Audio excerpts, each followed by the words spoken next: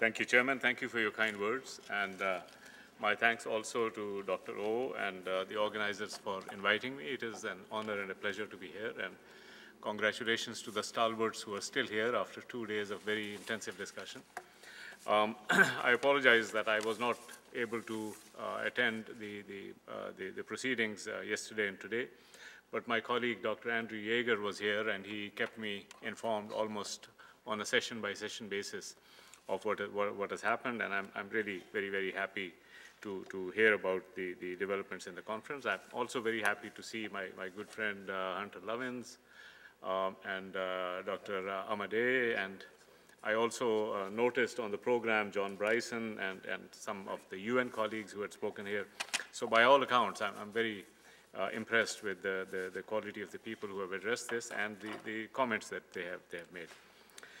Ladies and gentlemen, I just want to say 2 or 3 things in closing. This is in part a reflection of what I know has happened here, but in part a reflection of the work that we in the Division for Sustainable Development have done, both in regard to climate change, but also in regard to the Sustainable Development Agenda generally. My own view when I first looked at this agenda was that this is an extremely timely conference.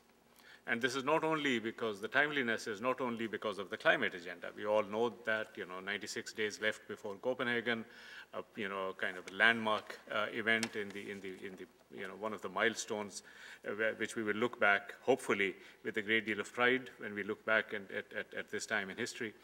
But also less than 3 weeks from the climate summit that's going to take place here in this building. But it's not only for that reason, but also because I think this focus on energy access, global access to sustainable energy, this, it seems to me, is one of the best way of approaching the challenges that we confront, that our generation confronts today.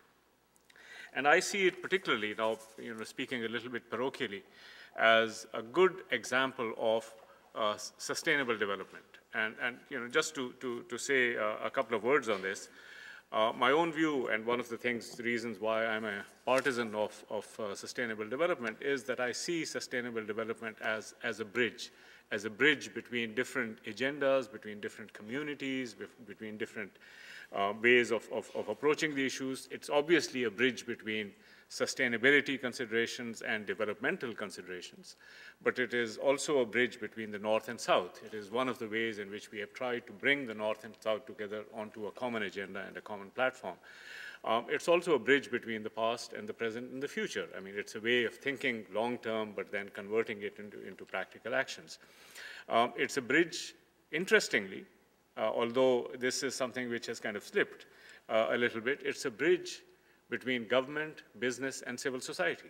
If you go back to 1992, when Sustainable Development Agenda was launched in the Rio Conference, the entire idea of a partnership, a collaboration between government, business, and civil society was in some sense enshrined in the very framework of that conference and what came out of that conference, how we have tried to implement it. All of these things about public-private partnership essentially date from that period when we started thinking about this thing. It's a bridge between efficiency and equity, and it's a bridge between the vision of the good life and practical action. I mean, what do we do at this moment? So I think that sustainable development provides that bridge. One particular point on that bridge, I should say, is that we in the sustainable development community have, in some sense, a dual challenge. On the one hand, we do need to be very practical people of saying, what do we do now? But on the other hand, we also need to be people who can look far into the future and say, what are the challenges of humanity? What are the things that we need to look at as we go forward? Sustainability is really a long-term consideration. We need to think in 100-year terms, 1,000-year terms, in order to understand what is sustainable and how do we move towards that direction. But then we need to sort of bring that back into today. And one of the things that we do is we try to think in terms of transitions. Not in terms of abrupt changes, but things that take time. How do you bring about this transition? We've gone through the demographic transition. Hopefully, it's sort of coming to a stable level.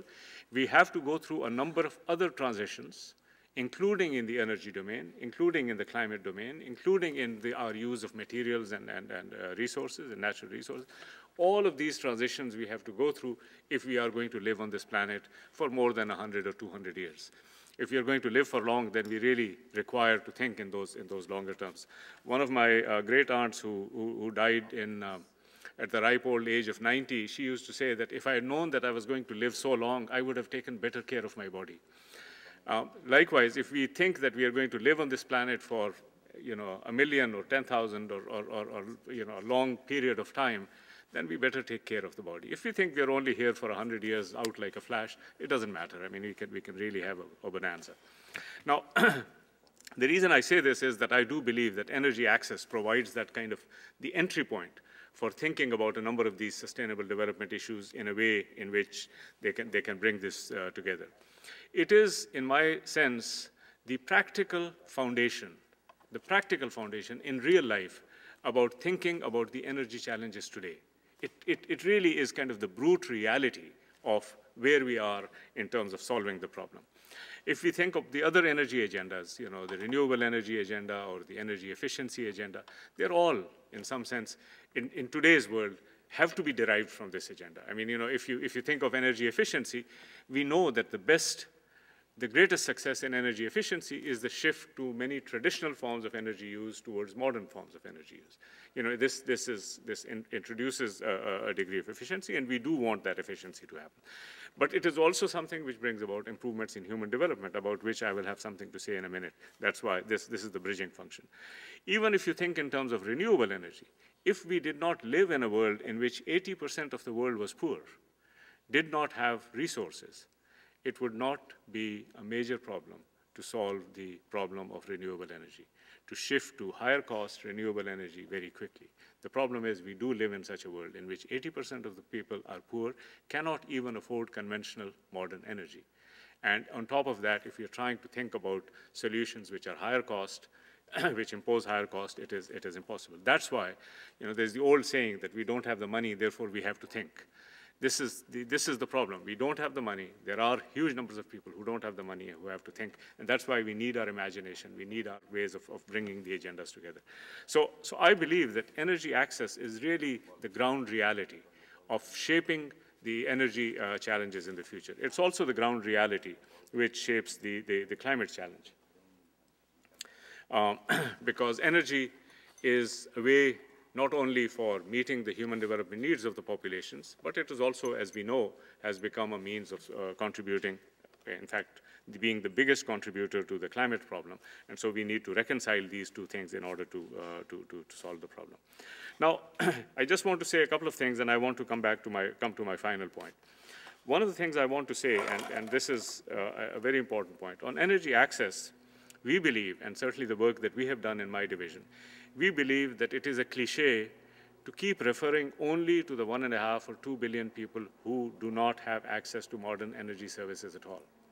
Yes, that is true, but the problem of energy access goes far beyond it.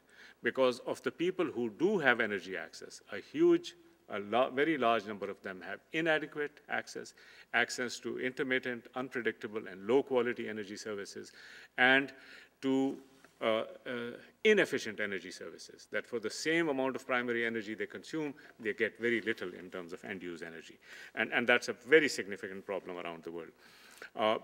When we look at the numbers, of course, energy, the problem is that there are so many different units that it's very difficult to make sense of them.